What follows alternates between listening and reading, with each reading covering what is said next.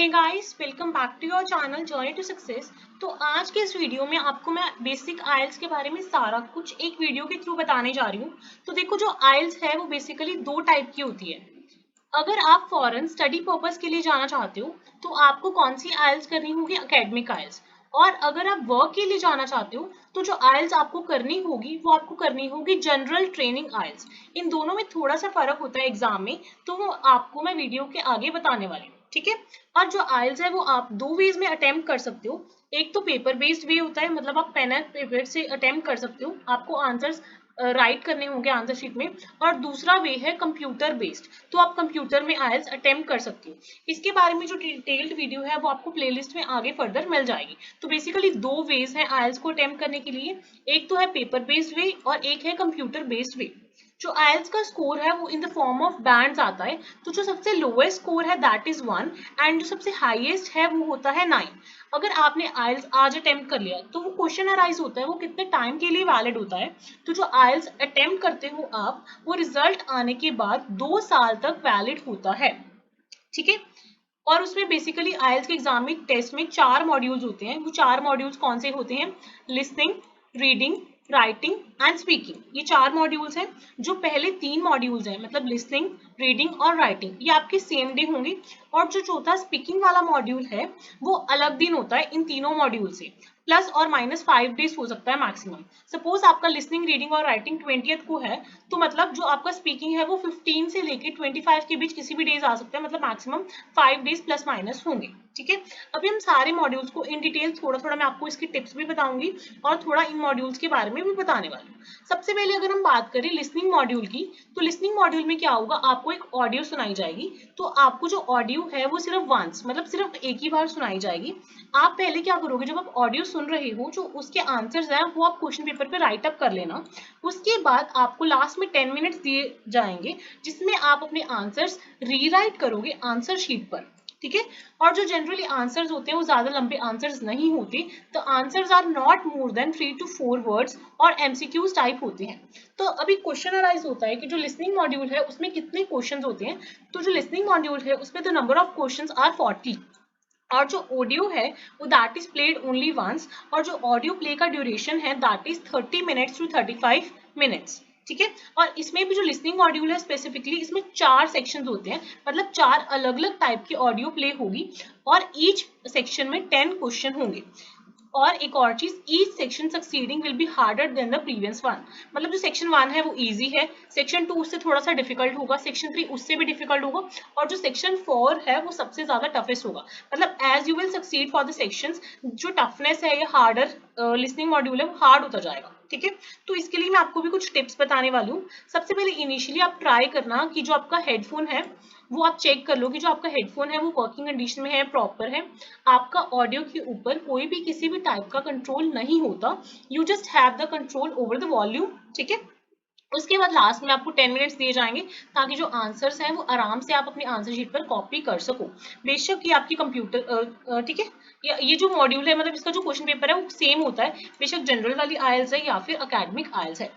तो अगर आप लिस्टिंग में 40 या 39 मार्क्स ले आते हो टोटल आउट ऑफ 40, तो आपका 9 स्कोर काउंट होगा, मतलब आपके 9 बैंड्स होंगे। तो जो सेक्शंस हैं वो किस टाइप के होते हैं? सेक्शन 1 में क्या होता है, एक कन्वर्सेशन होती है। यूजुअली जो ये कन्वर्सेशन होती है ये दो लोगों के बीच में होती है। और जो इस कन्वर्सेशन का कंटेक्स्ट है दैट इज एवरीडे कंटेक्स्ट, ठीक है। एवरीडे कंटेक्स्ट के रिगार्डिंग ये कन्वर्सेशन होती है। जो सेकंड सेक्शन है वो फर्स्ट सेक्शन से थोड़ा सा हार्डर होता है। इसमें क्या होता है, एक मोनोलॉग होता है। मोनोलॉग मतलब एक ही बंदा बोल रहा होता है सिर्फ, और जो कंटेक्स्ट है वो थोड़ा बोरिंग होता है। थोड़ा सर्विस लगा लो या कुछ, कोई अपना होटल सर्विसेज के बारे में बता रहा है, रेस्टोरेंट्स के बारे में बता रहा है, कुछ भी कोई सर्विस के रिगार्डिंग बता रहा है, वो मोनोलॉग टाइप होता है, ठीक है। सेक्शन 3 क्या होता है, वो भी कन्वर्सेशन होती है, दो या दो से अधिक लोग भी आपस में बात कर सकते हैं। और इसका जो कंटेक्स्ट होता है दैट इज एकेडमिक, जैसे आपको स्टडी करवाई जाती है तो उसके बारे में वो बताते हैं, ठीक है। और जो सेक्शन 4 है अगेन वो मोनोलॉग होता है, वो भी एक तरह से लेक्चर टाइप होता है, एकेडमिक इन नेचर होता है। और जो सेक्शन 4 है वो विदाउट एनी पोज होता है, ये आपको चारों सेक्शन एक बार में अटेम्प्ट करने हैं। एक और चीज, अगर आप जब अपने आंसर्स राइट डाउन कर रहे हो आंसर शीट पे, अगर आपके स्पेलिंग्स इनकरेक्ट हैं या फिर आपकी ग्रामेटिकल मिस्टेक्स हैं तो उनको मिस्टेक माना जाएगा। दिस इज वेरी इंपॉर्टेंट, तो उनको एज अ मिस्टेक काउंट किया जाएगा। अभी लिसनिंग मॉड्यूल में किस किस टाइप के क्वेश्चंस आ सकते हैं। तो जो क्वेश्चन आंसर टाइप है वो क्या हो सकता है, फॉर्म फिलअप टाइप हो सकता है। ऐसे एमसीक्यूज हो सकते हैं जिनमें जो आंसर है दैट इज वन वर्ड, मतलब आपको सिंगल आंसर लिखना है। उसके बाद एमसीक्यूज ऐसे जिसमें जो आंसर है वो आपको in the form of sentences मतलब दिए हुए ऑप्शंस, तो आपको जो आंसर है वो सिंगल आंसर ही होगा, बट जो आपके एमसीक्यूज हैं वो थोड़े लेंथी हो जाएंगे, मतलब एमसीक्यूज के जो आंसर हैं वो लंबी लंबी सेंटेंसेस की फॉर्म में होंगे। या फिर इस फॉर्म में भी हो सकता है कि जो आपके एमसीक्यूज हैं उनके जो आंसर्स हैं वो मल्टीपल हैं, ठीक है। टेबल कंप्लीशन भी आ सकता है लिस्टिंग मॉड्यूल में, डायग्राम टाइप जैसे मैप हो गया, पाई चार्ट वगैरह हो गया, ये सब भी हो सकता है। उसके अलावा समरी फिलअप्स हो सकते हैं, मैचिंग टाइप हो सकता है, ठीक है। हमें क्या करना है, अगर मतलब अगर उन्होंने बोला है जितने वर्ड्स, हमें उतने वर्ड्स मैक्सिमम लिमिट लेके चलने हैं। जैसे उन्होंने बोला है नोट मोर देन 3 वर्ड्स, तो आपका आंसर 1 वर्ड भी हो सकता है, 2 वर्ड भी हो सकता है, 3 वर्ड भी हो सकता है। 3 वर्ड से ज्यादा आंसर नहीं होना चाहिए, अगर उन्होंने स्पेसिफिकली मेंशन किया है नॉट मोर देन 3 वर्ड्स, तो आपको जो ये बेसिक टर्म है ये क्लियर होनी चाहिए। अब नेक्स्ट आपको मैं थोड़ी सी और टिप्स बता रही हूँ लिसनिंग मॉड्यूल के रिगार्डिंग। तो जो भी इंस्ट्रक्शंस टॉप पे दी होंगी regarding the number of words, मतलब कितने नंबर ऑफ वर्ड्स आपको राइट अप करने हैं, आपको इंस्ट्रक्शंस केयरफुली रीड आउट करनी है। और ऑडियो में थोड़ा सा कई बार ट्राई किया जाता है कि आप थोड़ा डिस्ट्रैक्ट हो जाओ, तो आपको गलती से भी थोड़ा सा भी डिस्ट्रैक्ट नहीं होना है। एक और चीज, कई बार क्या होता है जैसे सपोज किसी का आंसर है $20, तो कई बार यूनिट मेंशन होता है, कई बार यूनिट मेंशन नहीं होता है, तो आपको ध्यान देना है कि जो आप यूनिट मेंशन करोगे नहीं करोगे। अगर तो मेंशनड है तो आप नहीं मेंशन करोगे, अगर यूनिट मेंशन नहीं है तो आपको यूनिट मेंशन करनी पड़ेगी, वरना जो आपका आंसर है वो इनकरेक्ट हो जाएगा। एक और चीज, zero is the hero in this IELTS listening test, क्योंकि जीरो के साथ बहुत सारे बच्चों को बहुत ज्यादा कंफ्यूजन होती है। तो ऑडियो में आपको जीरो को जीरो भी बोल सकते हैं, नॉट भी बोल सकते हैं, ओ भी बोल सकते हैं, नल भी बोल सकते हैं, इन सभी का मतलब सेम ही है। तो नंबर्स जब वो बोलते हैं कंफ्यूजन ना हो तो ये ध्यान से सुनना, ठीक है। देन वो आपसे आपके आंसर शीट ले लेंगे। तो ट्राई करना अपनी स्पीड इस तरह से मेंटेन करना कि आप इजीली 10 मिनट्स में आंसर्स को कॉपी कर सको और आपकी थोड़ी hand writing neat and clean हो ताकि उनको समझ आए, ठीक है। नेक्स्ट अगर हम बात करें रीडिंग मॉड्यूल की, देखो सबसे पहले आपका लिसनिंग होगा, लिसनिंग के बाद ही आपका रीडिंग होगा। आप ऑलरेडी लिसनिंग से थोड़ा टायर्ड हो जाओगे, रीडिंग थोड़ा डिफिकल्ट भी होता है, तो आपको थोड़ा केयरफुल रहने की रिक्वायरमेंट है, ठीक है। पहले ही अपना माइंड सेटअप बना के जाना कि हाँ मेरे को इतने लेंथ के लिए बैठना है, तो उस अकॉर्डिंग आपका माइंड सेटअप होना चाहिए, ठीक है। तो रीडिंग में क्या होता है, जो क्वेश्चन होते हैं वो होते हैं 40, लिसनिंग में भी 40 थी, रीडिंग में भी 40, ठीक है। आपको जो टाइम दिया जाएगा दैट विल बी 60 मिनट्स, ठीक है। पैसेजेस होंगे, आप इसमें क्या है आंसर डायरेक्टली शीट पे लिख सकते हो या पहले क्वेश्चन पेपर पे लिख सकते हो, बट इसमें जैसे हमें लिसनिंग में एक्स्ट्रा टाइम दिया गया था बाद में, रीडिंग में ऐसे एक्स्ट्रा टाइम नहीं दिया जाएगा, आपको ओवरऑल 60 मिनट्स दिए जाएंगे। और कई बार आपको ऐसे होता है ना, थोड़ा कंफ्यूजन होता है क्या आंसर है दो आंसर के बीच में, तो देखो आईएलटीएस एग्जाम में कोई भी नेगेटिव मार्किंग तो नहीं है, तो आप ट्राई करना कि आप सारे क्वेश्चन अटेम्प्ट करके आओ एटलीस्ट, ठीक है। अब अकेडमिक और जनरल में थोड़ा फर्क है, अकेडमिक में 3 पैसेज होते हैं और जनरल ट्रेनिंग में 5 पैसेजेस होते हैं। तो सबसे पहले हम अकेडमिक की बात करते हैं। अकेडमिक में सेक्शंस कितने होते हैं 3, पैसेजेस कितने होते हैं 3। जैसे हमने लिसनिंग में देखा था कि जो फर्स्ट सेक्शन है वो सबसे इजीएस्ट है और जो सेक्शन 4 है that is the toughest one, but academic जो ये रीडिंग है उसमें ऐसा नहीं है, इसमें जो डिफिकल्टी है दैट इज रैंडम, कोई सेक्शन बेस्ड डिफिकल्टी नहीं होती है। अब कुछ हम टिप्स देख लेते हैं for the reading module.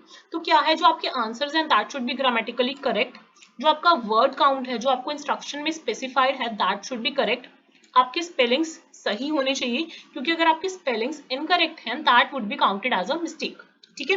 Don't just look at the question, read the question carefully, just हमें क्वेश्चन को देखना ही नहीं है, हमें अंडरस्टैंड भी करना है, इसलिए just don't look at the question, just read it carefully, ठीक है। अब कई बच्चे क्या करते हैं, पहले पूरा पैसेज पढ़ते हैं, फिर क्वेश्चन पढ़ते हैं, फिर पैसेज पढ़ते हैं, फिर क्वेश्चन पढ़ते हैं, ऐसे ही चलता रहता है। बट ट्रिक क्या है, आपको पहले क्वेश्चन पढ़ना है देन पैसेज पढ़ना है, ठीक है, ताकि आपके लिए इजी हो पाए। और एक और ट्रिक क्या है, आप जो आपके क्वेश्चंस हैं उनके लिए वर्ब पिकअप कर सकते हो कि हाँ हमें ये वर्ब के रिगार्डिंग चाहिए, और ऑब्वियसली जो पैसेज है उस पर सेम वर्ब तो होगी नहीं, तो आप पैसेज में उस वर्ब के सिनोनिम्स दे सकते हो, जिसकी वजह से आपका काफी ज्यादा टाइम सेव हो सकता है, ठीक है। इसमें काफी सारे बच्चों को टाइम इश्यूज आता है करने में, तो आप ट्राई करना कि आप इजीली टाइम मैनेज करो, अच्छे से आप प्रैक्टिस करो। नेक्स्ट हमारा इसमें जो जनरल वाला होता है, जनरलाइज मैंने आपको पहले ही बता दिया, उसमें कितने पैसेजेस होते हैं, 5 पैसेजेस होते हैं। इसमें क्या क्वेश्चन टाइप हो सकता है, fill in the blank type हो सकता है, MCQs with single answer type हो सकता है, एमसीक्यूज विद मल्टीपल आंसर्स हो सकता है, शॉर्ट आंसर्स हो सकता है, और इसमें आपको एंड में कोई एक्स्ट्रा टाइम नहीं दिया जाता as like the listening module, क्योंकि इसमें आपको total allocation of time 60 minutes की होगी। ठीक है, नेक्स्ट हमारा है राइटिंग मॉड्यूल। ठीक है, राइटिंग बच्चों के लिए सबसे ज्यादा हार्डेस्ट हो जाता है, क्योंकि ग्रामेटिकल एरर्स, स्पेलिंग एरर्स, काफी सारे एरर्स करते हैं बच्चे। तो बेसिकली जो राइटिंग है वो आपका होगा 60 मिनट्स का। ठीक है, इसमें 2 टास्क होते हैं, ये सबसे हार्डेस्ट ऑफ ऑल काफी बच्चों को लगता है। तो सबसे पहले अगर तो एकेडमिक आइल्स जो दे रहा है उसके लिए होगा रिपोर्ट राइटिंग, और जो जनरल ट्रेनिंग वाला दे रहा है उसके लिए होगा लेटर राइटिंग। जो रिपोर्ट या लेटर है वो आपको 150 प्लस वर्ड्स में लिखना है। मतलब इसका मतलब क्या है 150 प्लस वर्ड्स का, मतलब मिनिमम 150 वर्ड्स होने चाहिए। एज सच कोई मैक्सिमम लिमिट नहीं है, बट स्टिल मैं आपको जो रिकमेंड करूंगी कि आपके वर्ड्स अराउंड 175 टू 185 हो, जो कि बेस्ट रहता है। ठीक है, अब इसमें आपको टास्क अचीवमेंट, टास्क रिस्पॉन्स वगैरह है वो मैं आपको नेक्स्ट वीडियो में थोड़ा डिटेल में बता दूंगी। तो इसमें एक और चीज जो बेस्ट वे वर्क करती है रिपोर्ट राइटिंग में, that is reverse engineering. Reverse engineering का मतलब क्या है, जैसे कोई भी रिपोर्ट है, आपको एक डायग्राम दी होगी, that could be pie chart, map, कुछ भी होगा। तो जब आपने उसके बारे में लिख दिया, रिवर्स इंजीनियरिंग का मतलब ये है कि सपोज आपके सामने वो डायग्राम नहीं है, जो आपने डाटा राइट किया, अगर आप उसको पढ़ो तो क्या आप डायग्राम बना पा रहे हो, वैसे डायग्राम बना पा रहे हो? तो इसका मतलब अगर आप बना पा रहे हो, दैट मीन्स आपने जो रिपोर्ट है वो बहुत अच्छी लिखी है। तो ये है कि आपको रिवर्स इंजीनियरिंग ट्राई करके देखनी है कि जो आपने लिखा है that is helping you in making the diagram और नॉट। ठीक है, आपको सिर्फ मेन चीजें लिखनी है और सिर्फ रेलेवेंट चीजें लिखनी है, अपनी तरफ से कोई बकवास नहीं मारनी, कोई न्यू इन्फॉर्मेशन को ऐड अप नहीं करना, डिफरेंसेस बताने हैं, सिमिलैरिटीज बतानी है, ट्रेंड्स बताने हैं। ठीक है, units are very important, units का भी ध्यान रखना है। ठीक है, फर्स्ट सेंटेंस डायग्राम के बारे में होना चाहिए, जैसे आपने लिख दिया था डायग्राम इलस्ट्रेट्स, देन ग्रुपिंग कर दो उनकी। ठीक है, पैराग्राफ्स बना दो, लास्ट सेंटेंस लिख दो, वो प्रॉपर आपको होना चाहिए। वो आपको मैं जो टेम्पलेट है वो नेक्स्ट वीडियो में बता दूंगी। ठीक है, अब जो रिपोर्ट आपको लिखनी है उसके लिए आपको कौन कौन सी डायग्राम गिवन हो सकती है, या तो आपको पाई चार्ट आ सकता है, बार चार्ट आ सकता है, ग्राफ आ सकता है, लाइन चार्ट आ सकता है, टेबल्स आ सकते हैं, मैप्स आ सकते हैं, डायग्राम्स आ सकते हैं। डायग्राम मतलब जो प्रोसेस डायग्राम्स होती है उनके लिए एक्शन वर्ब्स बहुत ज्यादा जरूरी होती है, और अ कॉम्बिनेशन ऑफ मल्टीपल, या 2 पाई चार्ट आ गए, या 2 बार चार्ट आ गए, या कॉम्बिनेशन इनमें से किसी 2 का। ठीक है, यूजुअली 2 का ही आ सकता है। ठीक है, नेक्स्ट हमारा सेकंड टास्क क्या होता है राइटिंग मॉड्यूल का, that is essay writing. Essay writing जो मिनिमम लिमिट है दैट इज 250 प्लस वर्ड्स, मतलब आपको मिनिमम 250 वर्ड्स तो लिखनी है। तो इसके लिए मैं आपको रिकमेंड करूंगी 275 से लेकर 285 वर्ड्स आप लिख दो, आराम से आपका अच्छा हो जाएगा। और आपको एक और चीज का ध्यान रखना है, दो मॉड्यूल्स है ना, तो इसमें जो वेटेज है for the report writing that is 1/3, और ऐसे राइटिंग के लिए है 2/3। तो आपको टाइम भी ऐसे ही एलोकेट करना है। रिपोर्ट राइटिंग आप ट्राई करो कि आपकी 20 मिनट्स में हो जाए, और ऐसे राइटिंग आपकी 40 मिनट्स में हो जाए। ठीक है, और you can get the extra sheet अगर आपकी शीट फिलअप हो जाती है। तो इसमें सबसे गलती बच्चे ज्यादा क्या करते हैं, एक ही पैराग्राफ में सब कुछ घुसेड़ देते हैं। हमें ऐसा नहीं करना, हमें जो रूल लेके चलना है दैट इज 1 पैराग्राफ 1 कंसेप्ट। मतलब इसका मतलब ये है कि आप एक पैराग्राफ में सिर्फ एक ही कंसेप्ट को मेंशन करोगे। ठीक है, और पैराग्राफ को जब आप लिखोगे तो उनकी ग्रुपिंग करना बहुत ज्यादा जरूरी है। मैं ये आपको बार बार बोल रही हूँ, the grammar and the spellings are very very important. ठीक है, उसके बाद the first sentence should be about the fact, not directly about the opinion. तो जो फर्स्ट सेंटेंस है that should be about the fact, not directly about the opinion. Next जो ऐसे types हैं वो किस किस टाइप के हो सकते हैं, तो ऐसे टाइप हो सकता है agree disagree type, discuss, advantages disadvantages, या इनमें से कौन सा आउटवे कर रहा है, प्रॉब्लम है उसका सॉल्यूशन बताना, या दोनों प्रॉब्लम को जस्टिफाई भी करना और सॉल्यूशन को भी बताना। क्वेश्चन बेस्ड भी हो सकता है कि ऐसा क्यों है, वाई, डायरेक्ट क्वेश्चन भी हो सकते हैं। तो जो ट्रिक वर्क करने वाली है आपकी राइटिंग मॉड्यूल को अटेम्प्ट करने में, वो क्या है, सबसे पहले आप प्लान करोगे, चीजों को ऑर्गेनाइज करोगे, देन राइट करोगे, देन इवेल्युएट करोगे, देन रिवाइज करोगे। इसको बोलते हैं पावर टेक्निक। कौन सी टेक्निक, पावर टेक्निक। अब आप क्या करोगे, क्वेश्चन पेपर में अपना प्लान कर लोगे कि हाँ मुझे इंट्रोडक्शन में ये लिखना है, उसके बाद मैं इतने पैराग्राफ्स बनाऊंगा, इन पैराग्राफ्स में ये मेंशन करूंगा, फिर आप राइट अप करोगे, देन इवेल्युएट करोगे कि आपके हाँ सब कुछ सही है या नहीं, देन एट लास्ट अपने स्पेलिंग्स वगैरह चेक करके सब कुछ अच्छे से रिवाइज करोगे। ठीक है, अब ये जो बेसिक टेम्पलेट होता है ऐसे का, वो क्या होता है, देखो जो ऐसे है उसकी इंट्रोडक्शन बहुत ही इंपॉर्टेंट है। सबसे पहले इंट्रोडक्शन आएगी, देन बॉडी आएगी, देन कंक्लूजन आएगी, ठीक है। सबसे पहले जो इंट्रोडक्शन है वो आपकी हाई क्वालिटी होनी चाहिए, क्योंकि introduction is the first impression, ठीक है, ऑन द एग्जामिनर। तो जो आपकी इंट्रोडक्शन है that should B of high quality and good impression. तो जो मतलब आपका जो इंट्रोडक्शन है उसमें सबसे पहले आप ओवरव्यू दोगे टॉपिक का, उसमें फैक्ट ओपिनियन को मेंशन कर दोगे, देन अदर्स ओपिनियन क्या है उस चीज के बारे में, देन आप अपना ओपिनियन दोगे, ठीक है। देन आप जो आप ऐसे में स्टेट करने वाले हो फर्दर पैराग्राफ्स के थ्रू, उनका एक स्ट्रक्चर सा बना के एक लाइन बना दो। तो बेसिकली 4 लाइंस होंगी इंट्रोडक्शन में। नेक्स्ट हमारा आ जाता है बॉडी। बॉडी में जो भी टॉपिक है उसके बारे में हम बात करेंगे, उस टॉपिक को एक्सप्लेन करेंगे। एक बॉडी पैराग्राफ में हम एक ही कंसेप्ट लेके चलेंगे जो मैं आपको बार बार बता रही हूँ, ठीक है। अब बॉडी में क्या होगा, सबसे पहले हम टॉपिक जो हमने सिलेक्ट किया है, देन उस टॉपिक को एक्सप्लेन करेंगे, देन हम कोई नॉलेज या एक्सपीरियंस बेस्ड हमारी एग्जाम्पल होगी, उस एग्जाम्पल को लिखेंगे, और लास्ट में हम उस पैराग्राफ का, उस स्पेसिफिक पैराग्राफ का कंक्लूजन लिखेंगे। तो ऐसे बॉडी में 3 पैराग्राफ बन जाएंगे, 3-4 पैराग्राफ बन जाएंगे। अब इसमें सबसे इंपॉर्टेंट क्या है, जब आप ट्रांजिशन ले रहे हो एक पैराग्राफ से दूसरे पैराग्राफ में, that is very very important, ठीक है, क्योंकि हमें कोहेशन और करके चलना है, प्रॉपर कोहेरेंस करके चलना है। तो जब आप ट्रांजिशन कर रहे हो from one paragraph to another, that is very very important. तो वो आप कैसे कर सकते हो, तो कुछ मैं आपको यहाँ पे हिंट्स दे देती हूँ। फॉर एग्जाम्पल, अगर आपके पास 2+ आइडियाज है, मतलब आपके पास जो आइडियाज है वो 2 से ज्यादा है, तो आप कैसे स्टार्ट कर सकते हो। फर्स्ट पैराग्राफ फर्स्टली से स्टार्ट कर सकते हो, second paragraph secondly, first word initially लगा के, देन फाइनली, या फाइनली की जगह लास्टली भी यूज कर सकते हो, ठीक है। ऐसे आप पैराग्राफ्स को स्टार्ट कर सकते हो। अगर आपके पास सिर्फ 2 ही आइडियाज हैं, ठीक है, 1 या 2 आइडिया, तो आप फर्स्ट पैराग्राफ सिंपली जैसे भी स्टार्ट करते हो वैसे स्टार्ट कर लो, देन सेकंड पैराग्राफ को आप moreover in addition to ऐसे स्टार्ट कर सकते हो। पर अगर आपके पास कंट्रास्टिंग आइडियाज हैं तो फर्स्ट पैराग्राफ नॉर्मली जैसे आप लिखते हो वैसे लिख लो, और सेकंड पैराग्राफ में आप क्या करो, however, instead of, despite of, ऐसे करके स्टार्ट कर सकते हो, ठीक है। लास्ट में आप क्या लिखोगे, कंक्लूजन लिखोगे। तो कंक्लूजन आप कैसे स्टार्ट कर सकते हो, it can be concluded that all reasons in a sentence, या जैसे भी फीडबैक ऑफ बैलेंस और पॉइंट ऑफ व्यू, आप ऐसे कुछ भी कोई भी वर्ड से कंक्लूजन को स्टार्ट कर सकते हो। तो जो टोटल ड्यूरेशन हो गई आपके पूरे आईएलटीएस एग्जाम की, that is 2 hours and 40 minutes in total. और जो लेक्सिकल रिसोर्स है वो बहुत ज्यादा इंपॉर्टेंट है आईएलटीएस एग्जाम में। इसमें सारा वकैब आ गया, सिनोनिम्स आ गया, ग्रामेटिकल एक्यूरेसी रेंज, सब कुछ आ गया, ठीक है। ये सब चीजें इंपॉर्टेंट है। लास्ट हम बात करेंगे स्पीकिंग मॉड्यूल की। तो स्पीकिंग के बारे में जो आपको मेल है, जो वेन्यू ऑफ द टेस्ट है, डेट है, वो सब आपको बता देंगे। फॉर्मल इंटरव्यू टाइप होगा। इसमें सबसे पहले वो आपकी इंट्रोडक्शन लेंगे जो कि 4-5 मिनट की होगी। देन आपको एक टास्क कार्ड दिया जाएगा जिसमें होगा मोनोलॉग। आपको 1 मिनट प्रिपेयर करने के लिए दिया जाएगा और 2 मिनट आपको उसके ऊपर बोलना है, ठीक है। थर्ड में आपका क्या होगा, फॉलो अप क्वेश्चन होगा जिसमें जनरल क्वेश्चन होंगे 4-5 मिनट के। वो यूजुअली जो मोनोलॉग है उसके ऊपर ही बेस्ड होते हैं। तो जो आपको टोटल टास्क होगा स्पीकिंग का, that would be around from 11 minutes to 14 minutes, ठीक है। और 13 दिन में आपका रिजल्ट आ जाता है मॉड्यूल वाइज एंड ओवरऑल। तो मैं आपको रिकमेंड करूंगी आप पेंसिल यूज करना, ताकि आप इरेज वगैरह करके अच्छे से अटेम्प्ट कर सको, ठीक है।